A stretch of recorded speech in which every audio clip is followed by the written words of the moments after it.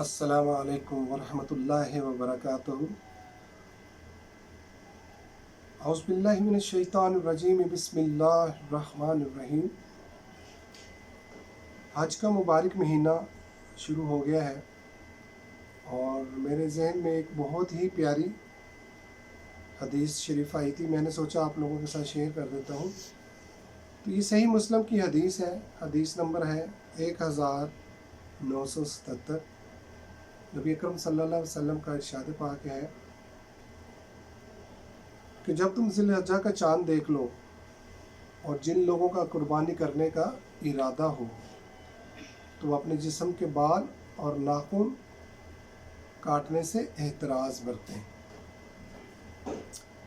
अच्छा, इसमें मैं थोड़ा सा आप लोगों के साथ ये चीज़ शेयर कर देता हूँ कि ये जो जिस्म के बाल ना काटने का और नाखून ना काटने का हुक्म आया है, ये सिर्फ कुर्बानी करने वाले लोगों के लिए है। आम लोग जिन्होंने कुर्बानी नहीं करनी वो जिस्म के बाल भी काट सकते हैं और नाखून भी काट सकते हैं।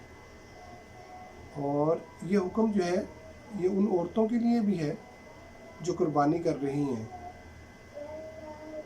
और इसमें यह है कि ये जो हुक्म है जिस्म के बाल ना काटने का और कुर्बानी के लिए नाखून ना काटने का, ये मुस्तहिब है, ये कोई फ़र्ज़ या वाजिब नहीं है।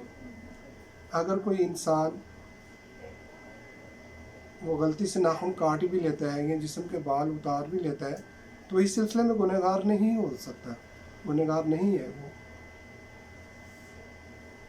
और इसमें एक और मसला है कि एक कोई ऐसा शख्स जिसके जिस्म के बाल काटे हुए 40 दिन से ज़्यादा हो चुके हैं या नाखून काटे हुए उसका ज़्यादा अरसा हो गया, 40 दिन हो चुके हैं, तो अपने जिस्म के बाल और नाखून काट सकता है क्योंकि सफाई ज़रूरी है, जबकि सफाई निस्फ़ ईमान भी है।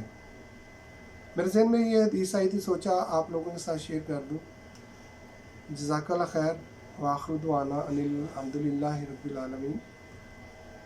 अल्लाहुम्मा सल्लि अला सय्यिदना मुहम्मद व अला आलिहि व अस्हाबिहि वसल्लम।